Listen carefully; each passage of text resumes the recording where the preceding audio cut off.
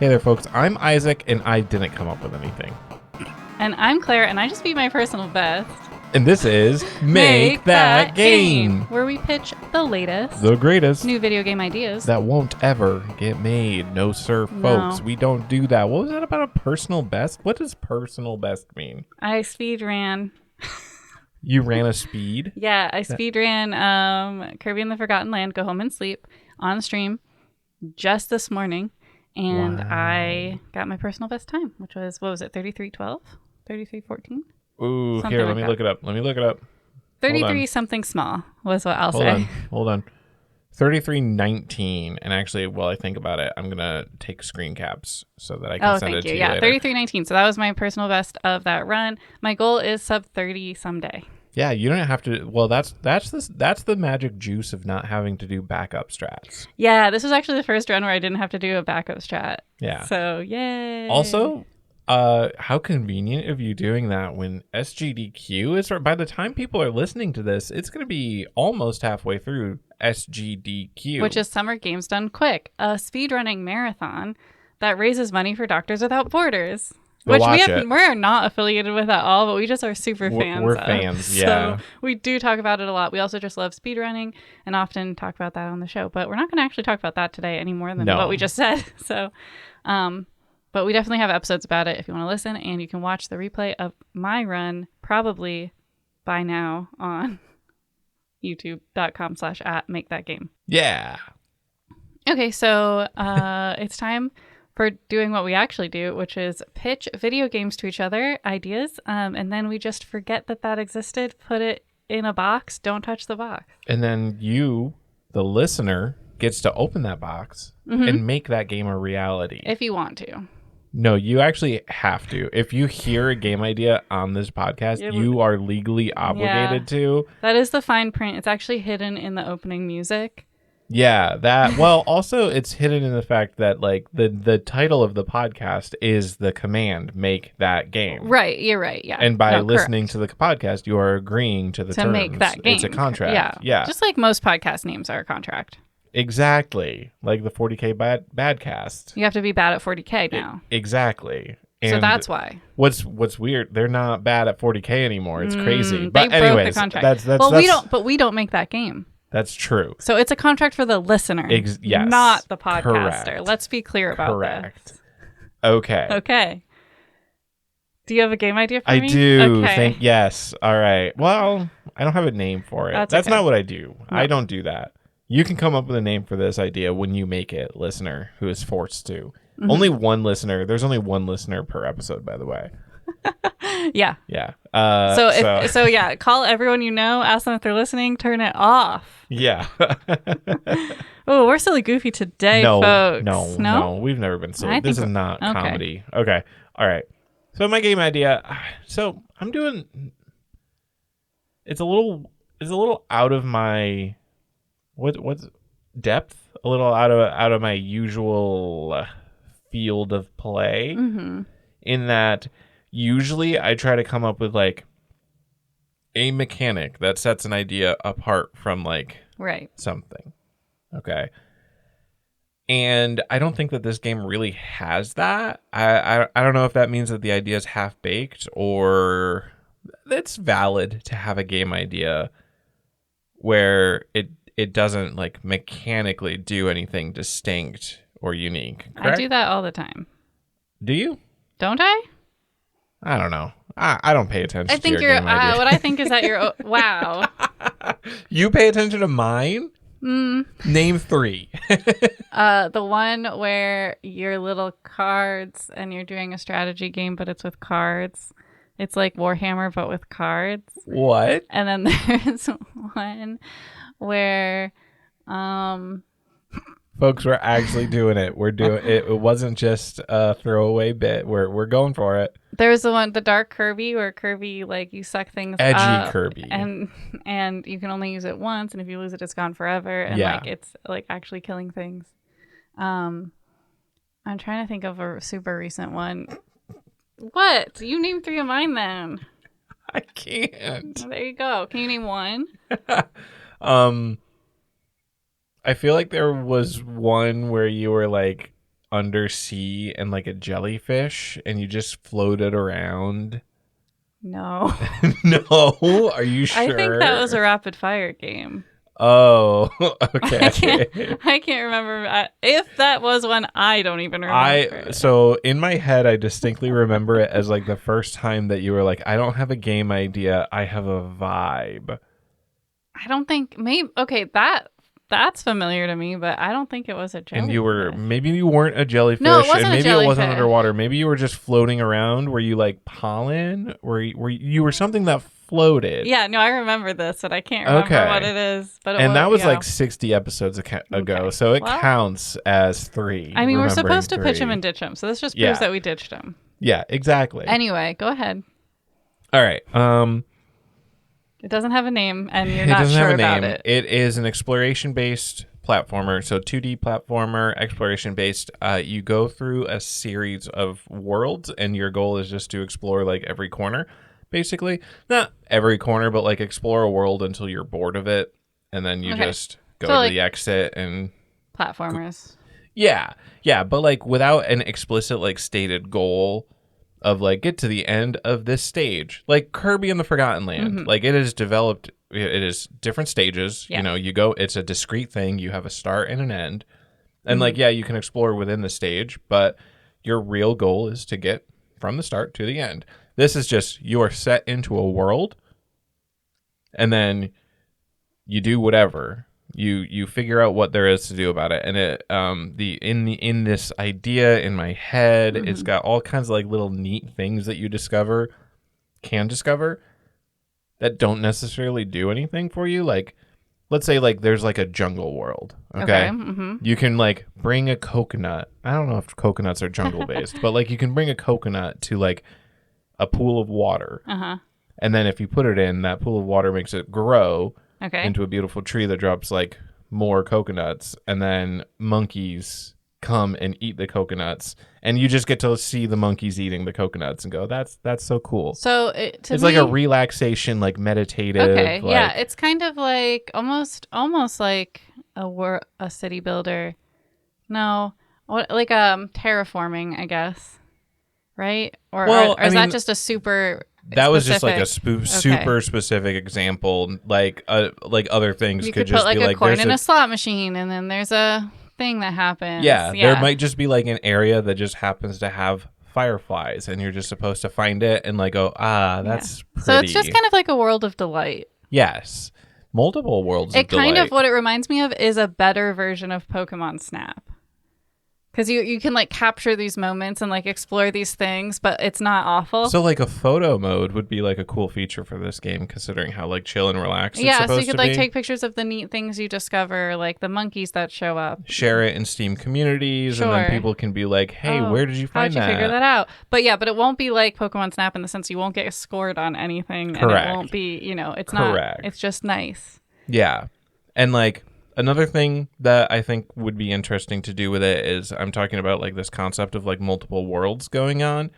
And I think having the multiple worlds like interact with each other in like, or you have the ability to like make the worlds interact. So like there's like in the jungle world, let's go back to the coconuts. You find a coconut and you can figure out a way to like bring that to a portal to the beach world. And you can put a coconut on the beach in the beach world, and then it sails off, and like you find another portal in the beach world later, and you see the coconut float over, and it grows like on another island. Like maybe the island world, you can't like go from island to island without finding portals from other worlds, and then like that's just a neat thing that you can do. Yeah, no, this game sounds great, and I think the mechanic that's different is the fact that there isn't a goal. That's true. Yeah, I guess, and it's just about like exploring, pure exploring. Can there be without some really reward. Cool character creation so that you can make like a really cool? That's also relaxing. Or how do you envision the player in this? Honestly, I didn't envision the player at all. So I would say like a white like stick figure.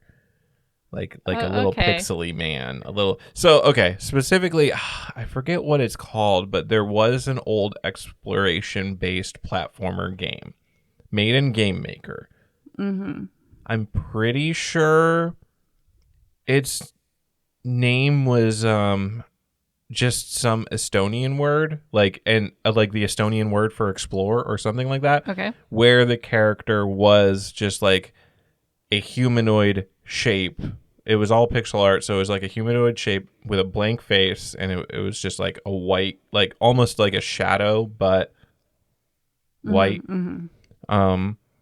And yeah, the goal there was to explore, but you specifically had to collect like colored shapes, and then each level, like there was a certain amount of colored shapes that you had to collect. So like this idea is basically that, but without collecting. Like making the coconut tree grow doesn't reward you with like the colored shapes you need. You are doing it just for the experience of getting to see like what happens if I bring this item here, what happens if I do that, and like the things that it would really unlock besides like little scenes like that is maybe you find a way to like make vines grow, and that allows you to like climb to a new area. Mm-hmm, like that's mm-hmm. like, if anything's a reward beyond just like cool little places to find, it's unlocking more cool little places to find. I like it. I like it a lot. Yeah, I like it. I think because we were watching speedruns, I also think this would be a funny one that people would turn into a speedrun where there's no, because it's supposed to be so relaxing. Coconut percent. But yeah, you could easily feed the monkey percent. Yeah, you could easily create like, oh, you have to do these things. Because I also think, as much as this is a relaxing game, it also is a game that feeds a completionist player who wants to do and find everything. It's very good for them because there seems to be a lot to do and find. So, yeah, and then when you get into the completionist, that's when you get into, I think, speedruns. So it'd be pretty fun. Now, here's a question for you about it, since you just brought up, like, it's good for completionist players.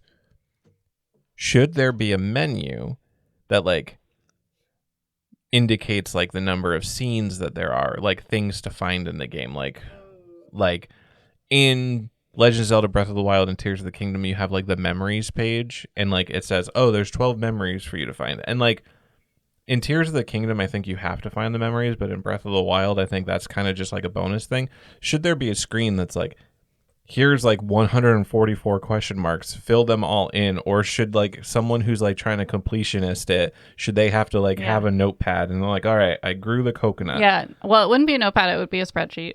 Yeah. And no, yeah, I think there shouldn't. I think maybe there's a list of very, very basic things. Okay. So, maybe it's like the amount of worlds and something else. But I think that they shouldn't be, because I want there to be a discovery. I mean, even in Forgotten Land, they don't show you everything until you find it. Okay, how about this? Each world, you have like a menu that you can go to, and it just shows like percentage.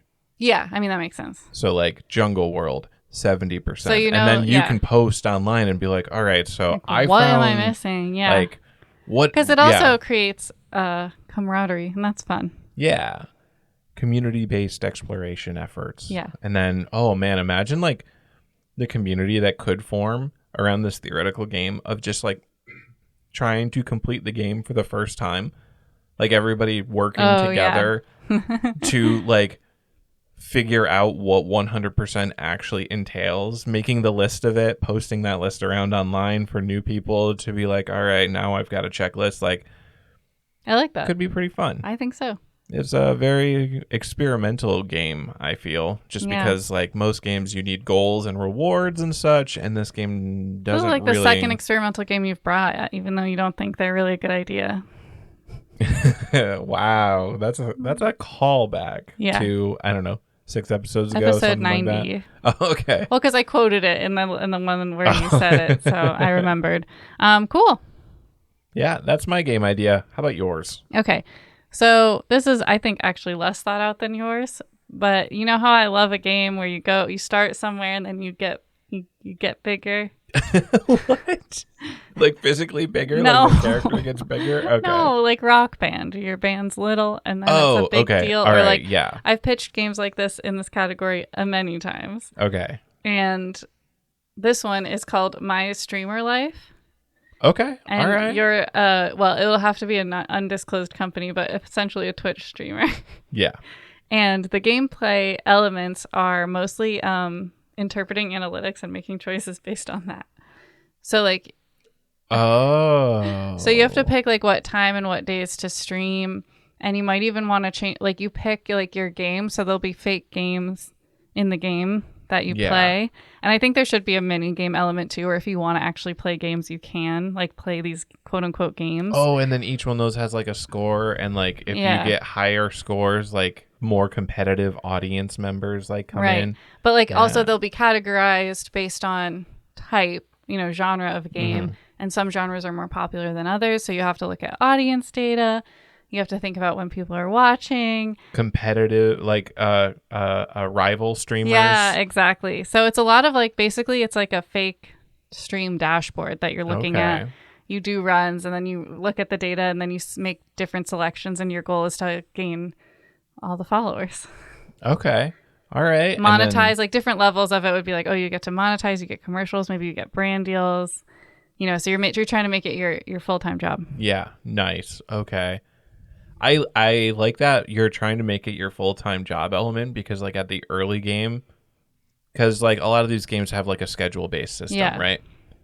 You might have to work like another job, so you can only stream for like 2 hours a night. Yeah, so there's like limitations. Yeah, and then as you get bigger and bigger, like you can cut back on other stuff, and like, oh, every Thursday, like I just have off, so I stream all day on Thursdays. And then that's better, because most people want to watch streams in the afternoon anyway. Yeah. So that's the simple fact of it. I mean, I guess the mechanic that's interesting is the data-based like choices, I guess, which you do get in some games.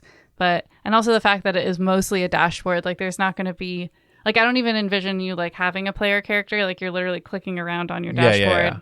Because a player character is you. Right, and it's very PC, probably. Yeah. Yeah, that's it. That's my streamer life. Nice. I've invested. Oh, cool. I'm great. investing all my stream bucks in it. Then I guess I can quit my job and become a streamer. Yep. Cool. Yep. Based on all my stream bucks that I have personally. Yeah, exactly. Well, you brought an idea, you said, to the discussion today. So right now is the time when we discuss a game design element or interesting feature, or a game itself. Yeah. Or just, like concepts in gaming in general, I guess. But okay.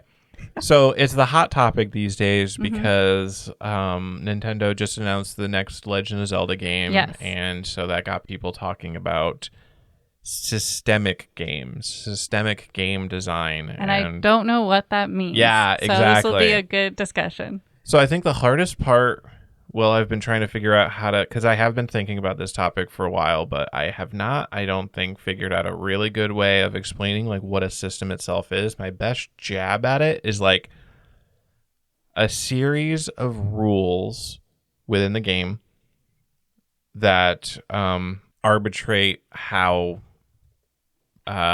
certain things. Oh man, wow! As I say, this is not. I had a great. way better one earlier. Yeah. Do you need to look it up? Do you have notes? Hold on. Because it's based off of the actual definition of system. So the difficult part is like relating that to games in like a particular way. So hold on. Maybe I will look it up. Because like when you look like this kind of thing up, it's talking about how systemic design is, systems in game. But it doesn't like say, what is a system? All right. Game systems. So this is from a LinkedIn page, Game Design Foundation's LinkedIn page. So this is not my own definition. Okay. I am throwing in the towel. I'm going to give someone's better definition. Okay. Game systems are a player-organized or designer-created collection of game mechanics. So that's where I was trying to go with like, it's a collection of rules that dictate like... A player-organized, though? What does that mean? I don't necessarily agree with that part. Okay. The most common relatable system in a game, because everything in a game is inherently like a system. The most relatable thing that people will like, this might make it click for them, the crafting system in many games. There is a system by which the game has given you rules for like, you collect certain pieces, you go to a menu, you click an option, and now you've crafted a new item. People will refer to that, they'll say, this is the crafting system. The other thing is like the battle system, how you interact with fighting enemies in the game. Like our turn-based RPGs have like the turn-based battle system, but not every system is commonly referred to explicitly by system. Breath of the Wild example. There is a system by which there is a weather system that, okay, maybe this is a bad example because it's a system by which weather is dictated. It cycles through in the game. Yep. But within that, they've kind of got like this subsystem going on where thunderstorms. In a thunderstorm, if you have metal equipment, it attracts lightning. Mm-hmm. That is, I would consider a subsystem of its own. It's a series of rules like about how lightning works in the game. I would put it not in the weather system, but in the armor system or material system. But anyway. Yeah. Material system is fine. But this is where systemic like game design comes in. All those different systems interact with each other. And that is the weather system interacting with the materials system. What makes that like different from just, that's just any game, is a game where the front forward, like the most... Is front forward a term? Like front facing. The most front facing like feature of it is that you as a player are supposed to interact with the various systems, have the systems interact with each other, and like that is where the gameplay like emerges from. So what you're saying is that a systemic game is really one where it has like interlocking systems that work together and they're really part of the gameplay versus like not like just kind of individual systems working alone. Some games give you a nail and they give you a hammer and then you hammer and nail it. Some games give you a nail and then they give you a toolbox. And then if you figure out that you can use a wrench to hit the nail just as well as the hammer hits it, that's okay with the game. That's a systemic game. Yes. The systemic game is the game where you get the toolbox. All right. And then, that's a great way to put it. Thank you. Awesome. So now let's go into kind of more of what you were bringing up with the Legends of Zelda new game. Because the last few Legend of Zelda games, and the latest one, just like based on the trailer of it, are systemic games. They are like Breath of the Wild has a bunch of interlocking systems that you, the player, manipulate in a way that is different from, say, for example, like Link's Awakening. Like in Tears of the Kingdom, you have this system of crafting items, right? You can combine things together. Yep. You can create machines. Mm-hmm. And then you can use those to like solve puzzles, and not necessarily like in-game puzzles, but like the puzzle of, how am I going to get from point A to point B? Well, I'm going to combine two fans and a handlebar using like this crafting system that they've given me. And I'm going to ride that from point A to point B. I'm going to get to point B via that way. Okay. Or you can use the fast travel system that they've got to teleport to a shrine that you've gone to in the sky layer. And then you are going to hang glider down. And so then you get to use that in creative and interesting ways. But like previous Zelda games never really had anything like that going for it. So it's a new direction for the series, and it looks like it's here to stay. I think that coming from a game design perspective, like instead of thinking about systems in isolation, like, oh, I should add a crafting system to my game, like thinking about how that crafting system, if you leave it open and broad enough, or I guess if you open it up enough, because it's not necessarily about leaving it open, it's about like having it be open enough. Like it can add a lot more to the game overall than just, oh, you have the ability to create better gloves than you would find in the wild or something like that. Because okay, sure, you might have a weather system, but if all that weather system does is change how dark it is and whether there's like a snow particle effect or a rain particle effect, that's not doing anything for like the player or anyone. Does Pokemon make sense for this? Like if it's snowing and your ice types might do more damage or something? Is that make sense? Is that anything? Yeah. Pokemon. Pokemon. I don't know if any of them have had weather systems per se. I can think of like certain games where like, oh, Route whatever always has an ice storm, or Route whatever always has a rainstorm or something, and then it would start the battle with a field effect is, I think, what they're called in Pokemon. Oh, well, I guess not necessarily an example, because I can't even think of if there's a Pokemon game that like uses like a weather system or just happens to have like it's part of the combat system that there are certain effects that could like. That would be cool though. Yes. Pokemon, get on it. Yeah. Maybe they have. I will say I don't think I like it. You don't think you like it? Systemic games. Oh. Based on what we've talked about. Like, really? I mean, obviously I love Breath of the Wild, Tears of the Kingdom, but the parts I don't like are the parts that you're describing. Like, I wish I did not have to use any Zonai devices at all. That was so stressful. Oh, okay. I find that much choice to be incredibly overwhelming. Wow. I like having one solution to a puzzle, because then I can work on solving that puzzle. But I mean, I was thinking about like my favorite games besides, well, Link's Awakening, which is not systemic, Lego games, which are not systemic. They do have some open world stuff, but to solve problems, there's usually only one way to do it. It's not like, ooh. Oh, really? Do Lego games not have like a building? They do, but all the builds are scripted.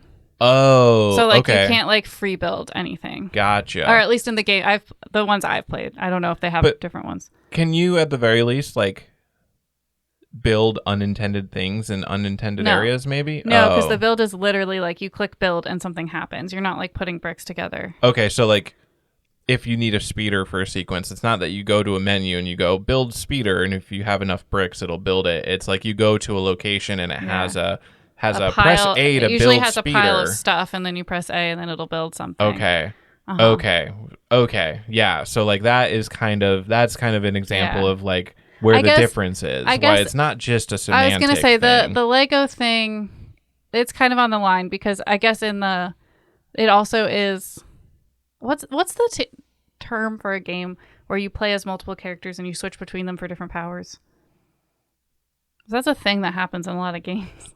Is there like a word for that? I come up with that kind of game all the time, but I don't think I've ever had like a name for it. I would just say a multi-character game. I guess. So the Lego games are like that. So I guess in that sense, you can interact with the world differently depending on who you're playing as. But at the same time, all the puzzles to solve will require you to use specific characters. So it's still not like, oh, Obi-Wan could solve it with this thing, or R2-D2 could solve it with this thing. It's like, no, R2-D2 has to unlock the door. Obi-Wan has to use the Force. You know, like there's no... Yeah, whereas like when we're talking about like a systemically designed game, like they would have a character switching system, they would have a building system, and then they would say, here's a door, open it. Yeah. And like how lenient on how you open the door obviously changes. Like obviously there are things in even Tears of the Kingdom where there might be only one way to do a specific thing, and you are kind of forced to do it. They're not really dungeons in that game, but the temples and stuff, that's kind of a little bit. I mean, I did see some people do some really creative things with the water guy specifically, but yeah, generally. But I think, when I think about the rest of my favorite games like Link's Awakening, Kirby, Lego. I almost think that Kirby it's very rudimentary, but it has like this absorption system, right? This I guess power you could system. say, because there are some things that you have to have a specific power for, but usually those don't require you to finish the level. Yeah. And I guess there are a lot of like really prescriptive elements where like only a hammer will hit a nail. But usually in the games, that is an extra. Yeah, I think that's part of why I was kind of sad to see the new Zelda game playing mechanic. Because you were like, I would have really wished that they just were like Link's Awakening and had clear objective goals. Because now I'm going to have to think really hard and not in the fun way. I don't know. So you're excited for the new mechanics in Zelda? Maybe. Okay. So you opened up a whole new door I haven't even considered. But it's a new Zelda game, so it's like going to be good. Yeah. And it's in the cute Polly Pocket style. Yeah. I will say I'm really excited for the speedruns that will happen after the Zelda game comes out. Like, what ridiculous thing will they copy to go really fast? Yes. It's going to be very good. Yes. You love to see it. We love to see the speedruns. Yeah. Yeah. So yeah, like you were saying, I think you said it. Well, when you listener are designing a game, this is something to really think about. Like, are you interlocking your systems at all? Are you going to give your player free choice or not? And what impact will it have on gameplay? Yeah. Do you actually want your game to have to grapple with the consequences of system A and system B interacting, or do you want to design those systems in such a way that you don't have to worry about that? Because you might not, as a game designer, you might legitimately not want someone to abuse the crafting system to be able to open a door early. So I have one more can of worms to open for you. What would The Sims be? I think that The Sims is systemic. Sims systemic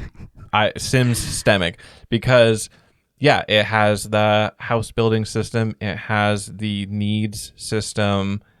I don't know enough about it to really say what other systems it has, but at the very least, like, I mean, those are like two really big ones. Yeah. Exactly, and they are big and they have a lot of depth and they do play well. Do they? Does a Sim care about the house? That's what I'm thinking. So, but kind of yes and no.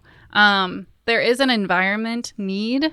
So if you have if you don't have any decor, like if your house is incredibly sparse, that will be very low on your Sims need menu. So things like rugs, curtains, pictures on the wall, like that adds to their environment. Yeah. Like benefit. But other than that, like there's no, we've talked a lot in here about some interior design games. There's no if you've made a pleasing combination of colors, like the game doesn't know what that is. You can make whatever you want.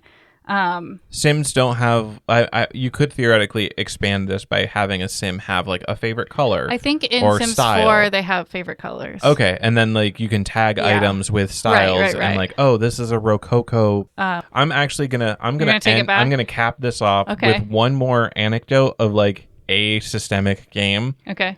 To really drive it home because I just remembered it and it's my favorite thing. One of my favorite things ever. Dwarf Fortress. It is a game where over the past decade, 20 years, however long, the single developer has just been adding system after system after system. And at one point, I forget what system they added, but they noticed really strange behavior. In bars, cats were passed out all the time, and some of them were dying in-game. Okay. And at one point... And the game designer didn't design this? No. They just designed a bunch of systems. So what was happening is they have a liquid system. Well, first of all, they have dwarfs that can drink, right?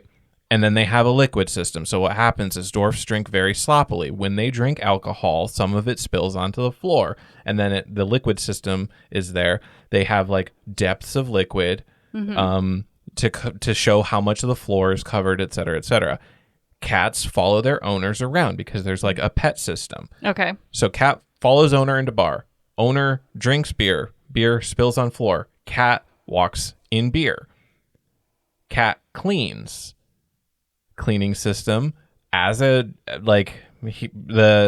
creator said, well, cats can clean themselves, but when they do, they obviously imbibe what they're cleaning. Like it counts as eating or drinking. Yep. So they had ale on their paws because the unit system, the character system was in depth enough that you have like paws and like even bones. And it goes down to bones. Wow. But they would lick their paws, which were wet with the ale that was spilled from the beer.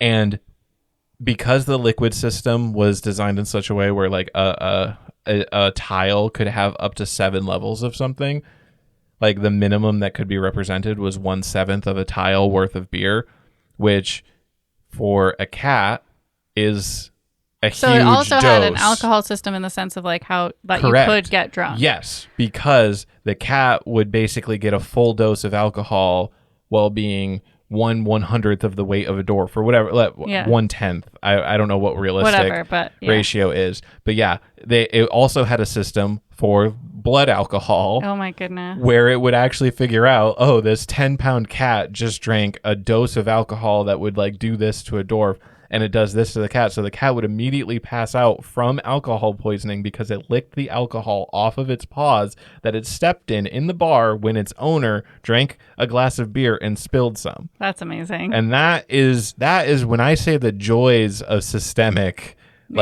systems interacting. Like, I mean, it's basically none just of that was designed. No. Like there was, but it also was. I mean, it's very much the world, right? Yes, yeah, exactly. It's realistic. The more and it's just because there's so many of these complicated systems, like the and that's why I want to escape from that and play Kirby Goes This Way. Fair. Yeah, that would never happen in a Kirby game. Well, you never know. Never say never. Well, never say never. Anyways, yeah, cool.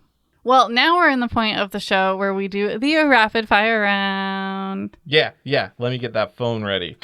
Let me get that timer ready. Oh, I'm going to have to reset the PB that you scored. Oh, no, actually, I don't have to because I just go to the timer instead and don't use the stopwatch. Wow. Amazing, folks. Also, you already screenshotted it, so yeah, that's true. Best. I did do that. So the rapid fire round is where we generate 3 random words.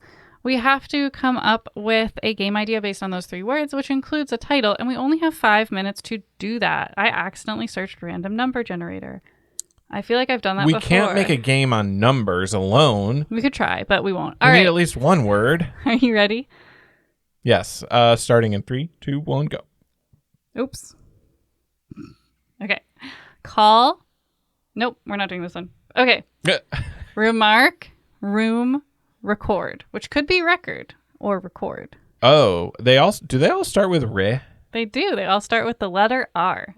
Oh, letter R, and then room does not, but it's remark, record. I guess. Row. I see what you're saying with re. Yes. All right. Remark, record, record, room. Remark. It could be like an environment game, talking about The Sims a little bit last time, where you have a record player and you have to place it in the right part of the room to make people remark on how good the music sounds. It's a sound design game. A sound design game? Okay. All right. So it has a sound system. Because a record is a sound system, and there would be a system in the game. See what I'm doing there, listener? See what I'm doing? Yeah. Okay. So. Okay. Yeah. So the presentation is it gives you a level, which is a room, and it has like a prescribed layout of like guests, and then you pick where to put a record player. Yeah, I mean, when you say it like that, it's not really much of a game. No, but it can be. I think part of it should be some movable features of the room. So like the room is a fixed, like each level would be a room. The room is a fixed like shape and size. But maybe you can't move like the fireplace or the window, but you can move the couch. Yeah. Okay. I like the idea. Okay. Let's say that there's a really weird shaped room where the acoustics are really bad. And like maybe you have like a mode, like you can see where it's currently placed, the sound will hit best. And like maybe the room in this level doesn't have any one particular place which will like get good sound quality to the entire room. What you can do, you put the snack table at the best area, and that gravitates people the guest there, concentration. And then they remark on how great the music is. I like that. So there's other ways. So using not just room size, but also other ways to move people around the room. Whether putting that's features. Yeah, features like a couch to just like chairs to have a discussion at, or like snacks, or all these things. Yeah. So it's kind of more like a party sim. Yeah. With a focus on the music. Yes. Getting maybe there's also an aspect of maybe that's adding too much to the game. Maybe that's adding nice too little simple much. Game. Yeah, let's end it there. Let's figure out a name. We've got 2 minutes left. We're gonna say that's the vibe. Groovy tunes, chillin' to the vibe. That's the vibe. That's the vibe. That's the vibe. That's my vibe. I kind of like it. You like? Do you? I mean, I could keep going. Okay. How much time do we have left? We a minute and 30 seconds. Okay. Yeah, we got so much time. So that's the vibe. Play it again, Sam. No, I can't. Okay. I can't with that one. This is a music. This is a music? No. Listen to my record. No, this is the vibe. This is the vibe. Yeah. Why don't you like Play It Again, Sing It? It's just because there's no aspect of it where play it again, Sam. Oh, I don't know. It just doesn't feel like it's into the game. No, I know. It's just a quote. Oh, okay. Did you know that? Did you not? No. Oh, okay. It was a famous movie quote. That's why I threw it in there as like a funny joke. Check, please. Okay, ready? Yeah, starting to go. Starting to go. Good. Okay, starting off strong. Visible, systematic. Not systemic, systematic, but very close. There we go. Grand. Okay. Can I see the three words? Can you show me the phone? Visible, systematic, grand. Okay. City builder. Okay. This is where you have to... You have one grand. Well, I was thinking you build like a grand city, fortress, castle kind of thing. Okay. The systematic is like the game would encourage and / or reward you for like very systematically like building a section at a time instead of just kind of like going for the overall view or going for or overall vision, not view. So like maybe you start off with a fortress and you have to like systematically like clear out like the... Describe how you're doing this systematically. What does that mean? Because like... In this game. Like, because where I was about to go with this, I think brings it more together. And maybe you'll get it if I finish my thought there. But like, let's say it's a fortress. It's you're inherited it and it's like filled with like enemies, right? Like monsters that have taken over it in the time it's been abandoned or whatever. And then you inherit it. And so you systematically go through and like you fight rats and goblins and ogres and stuff that have taken over the fortress to systematically clear it. Does that make sense? Systematically going through seem like a system. Room by room. Is that enough of a system for systematic? Well, I mean, you've heard the phrase like systematically, like clear out enemies systematically. No? Not from an enemy perspective. Oh, okay. To me, systematic has to include a system. So like... Right. The system is, you know, like blocking off an area and then like doing that. Okay. Well, I'm thinking of it more as like cleaning. Like if you have a systematic cleaning, it's not just block off a room and clean that room. It's like, well, I have a system. I put these things here. I do this first. I do this then. I do like that's the system. Right? That's what I'm getting hung up on, but I guess it's fine. It reminds me a lot of Matchington Manor. Yeah. Matchington Manor doesn't have enemies, but it does have rooms that are closed off and you have to finish a whole room before you move to the next room and you have to clean it and decorate. Right. Yeah. Because like just going through and like, oh, I'm going to go fight the goblins in room A and then I'm going to go across the castle to room Z. What's the visible part? That's the building, the grand. Okay. The grand. No, not doing it for you. It's a stretch on many words, but I think we don't have enough time to do anything different. Okay. I like the game itself. It just feel like it's a bit of a stretch. Okay.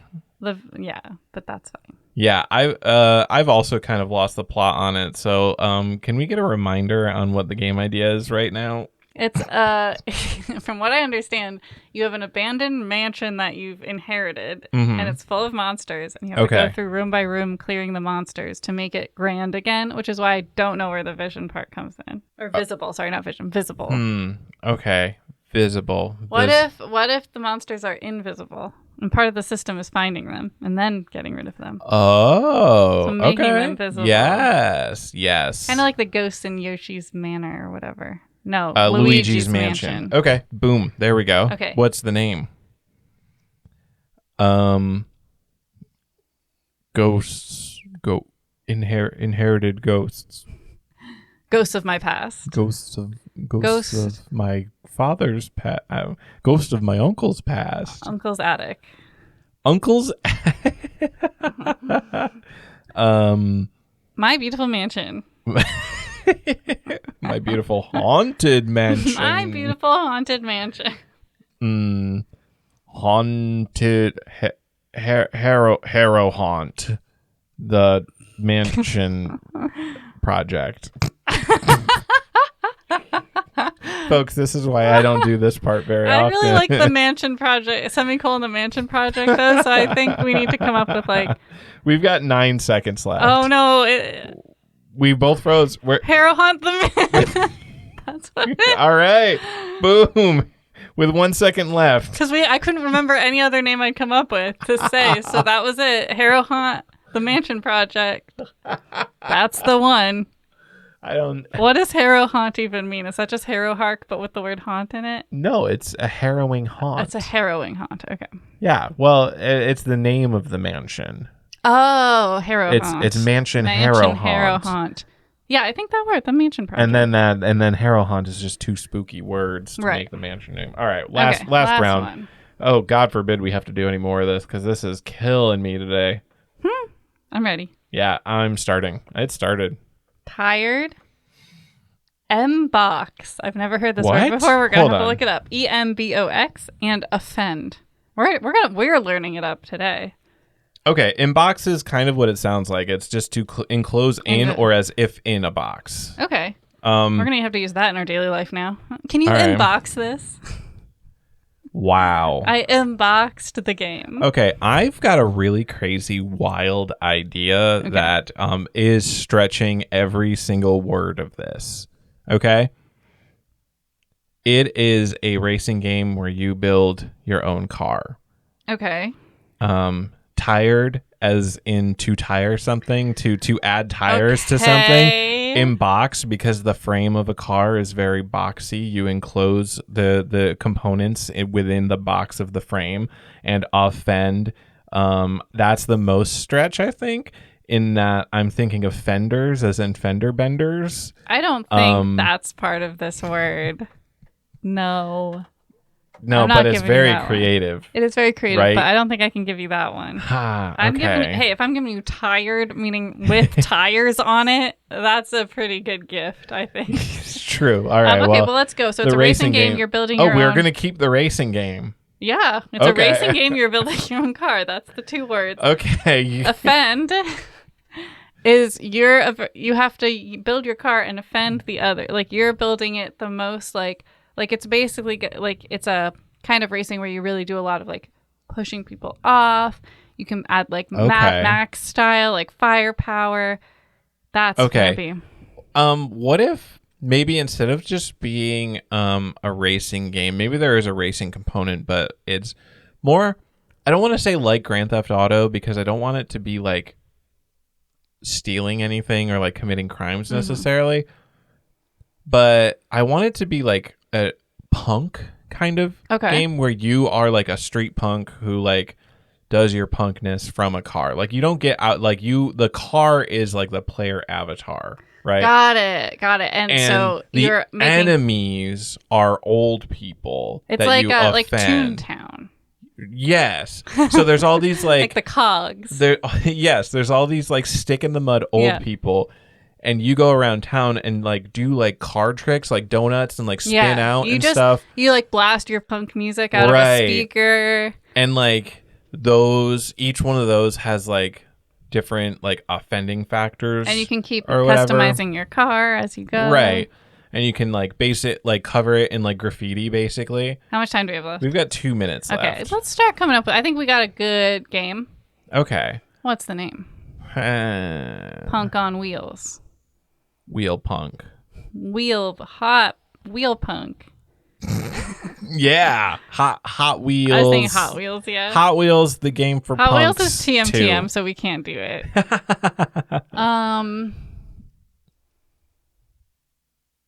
Stick this in your cranny, granny. No punk, no. Punk my ride. Okay. There's something. Okay. Yeah. Are you going with that? Yeah. Okay. Yeah. Does Pimp My Ride have like a title, like a colon in it? Can we add a colon to this in any way? Okay. Do we have time? Yeah. Yeah. Oh, we've got over a minute. Okay. Yeah. Go for it. Punk My Ride. But like, my question is like, do we have one that we can already play off of? Oh, I don't think so. Okay, because coming up with one whole cloth is... Let me look at it. I don't know much about the show Pimp My Ride, okay? Okay. I just know it exists. I just know it in the zeitgeist of being alive at this time in the world. No, it doesn't have one. Oh my God! Is there not even like a spin-off series? Like I'm looking Pimp at it My on Ride, Wikipedia. Eastern Division. Replacement vehicles is one of the categories on Wikipedia. All right. No. All right. Well. Oh, people use like Pimp My something else, and then people started suing, and then they started suing. Okay, Punk My Ride. I'm calling it with 30 seconds on the dot left. We probably, according to this Wikipedia, would get sued if we made that game, but good thing we're not. Well, we're not. You will, listener, because you've already agreed to the contract. So you'll have to maybe come up with a different name, but... But it's not... It's Punk My Ride. Ours is Punk My Ride, yeah. But they had things like Pimp My Snack was the one that they... Right, but that's Pimp My. Okay. This is Punk My. This is that's My Ride. Different. This is My Ride. So that's the only thing we're taking from it is the My Ride part. Yes, and that's fine. Well, we're not lawyers. I am. I knew you were going to say that. I knew you were going to say that. And I was like, I'm going to have to tell them that he's not a lawyer. Oh, man. Okay. Well, you're always spoiling my fun. Next, I'm going to say something about the Tartarians. And you're going to say they're not real. And I'm going to say they're real. Okay. Well, anyway, we hope you had a lot of fun today listening to our podcast. You can find us on twitch.tv/makethatgame. Give us a follow because we stream once a month. We just streamed on Saturday. You can catch replays of our streams at youtube.com/@the make that game. I don't know when we're going to stream in July, so TBD on that, but probably later in the month. We also have social media at Make That Game Pod, and you can email us makethatgamepodcast@gmail.com. If you have game ideas, games you think we should try and talk about, game questions, game design discussion topics, we love to hear from you. And yeah, if you did hear a game today that you just need to play right now, the only way you're going to play it is if you get out there and make that game. Contractually obligated.